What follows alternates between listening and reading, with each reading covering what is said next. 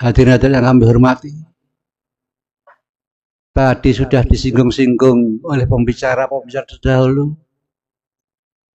tentang Islam, iman, dan ihsan, tentang mutakin dan ketawaan, tentang gemblengan di dalam bulan Ramadan.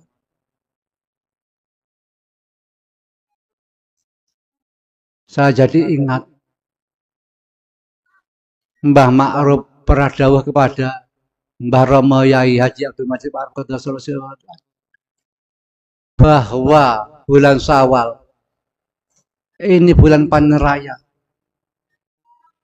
bulan kebahagiaan bagi orang yang bertakwa, di mana di bulan Rajab kita menanam ibarat padi, di bulan Rajab kita menanam,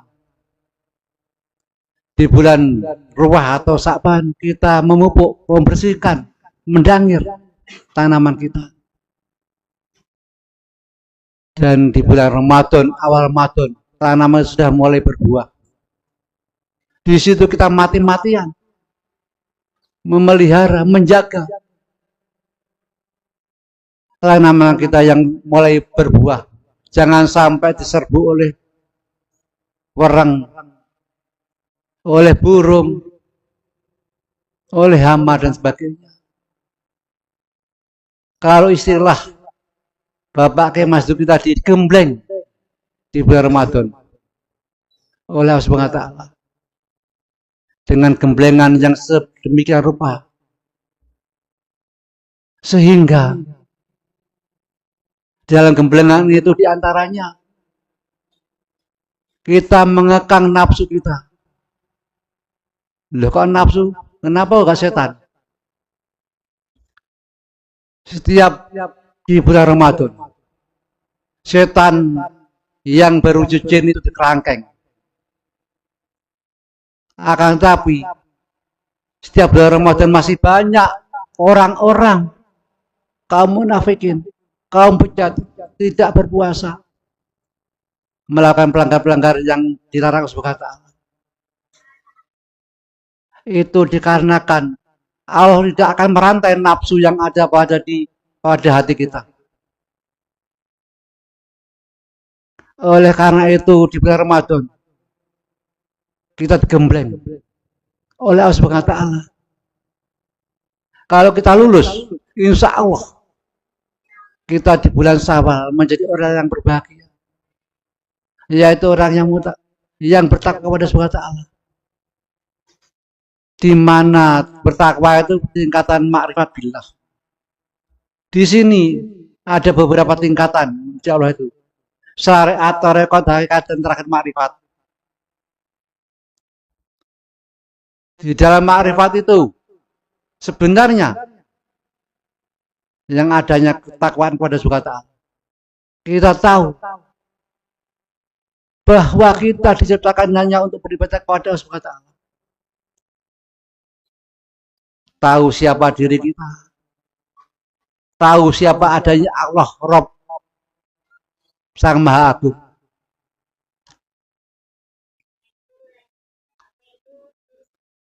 Pada intinya, orang yang bertakwa itu rohnya ingat perjanjian pada Allah Subhanahu wa Ta'ala saat roh belum ditiupkan dalam sekepal daging dalam rahim kita. Orang yang bertakwa itu ingat itu, sehingga dalam setiap naik turun nafas selalu melakukan perintah-perintah Subhanahu wa Ta'ala dan selalu menjauhi larangan Allah Subhanahu wa Ta'ala. Di sini kita sulit menjadi orang bertakwa kalau tidak ada yang menghantar kita. Terus siapa yang mengantar kita? Pertama, dengan syafaat Kanjeng Nabi Muhammad SAW.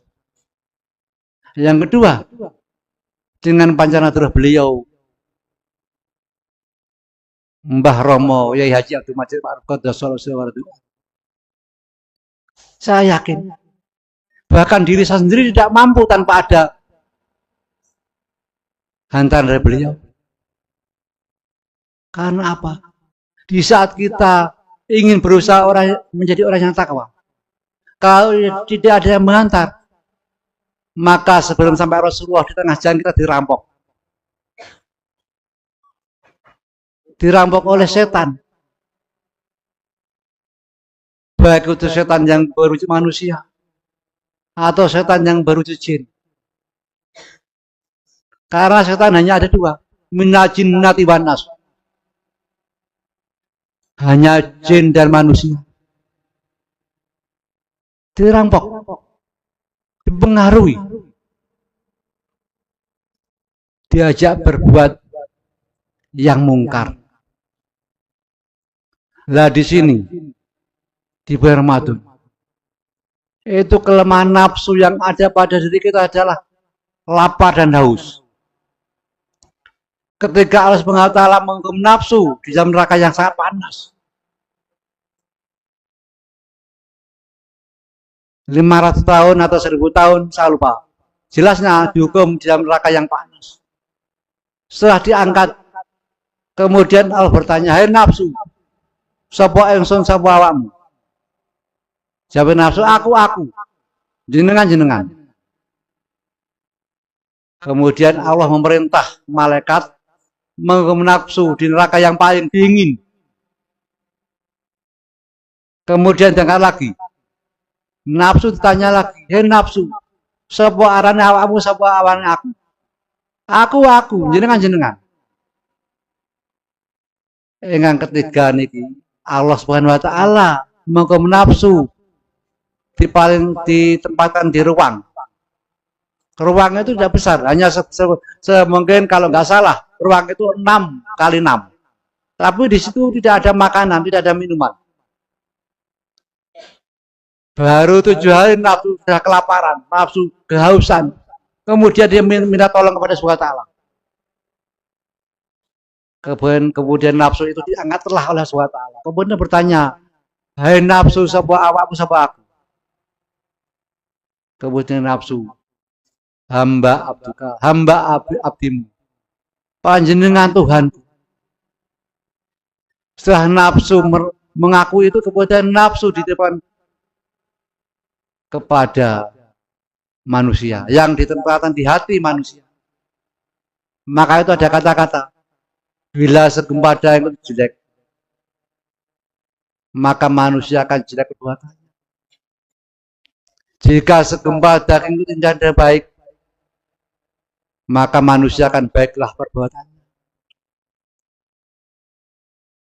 Allah juga menciptakan Nur Muhammad yang berupa cahaya Allah yang diberikan di dalam hati manusia pula. Jadi di dalam hati manusia ada dua makhluk yang saling bertentangan, saling mencari pengaruh, saling menguasai. Hadirin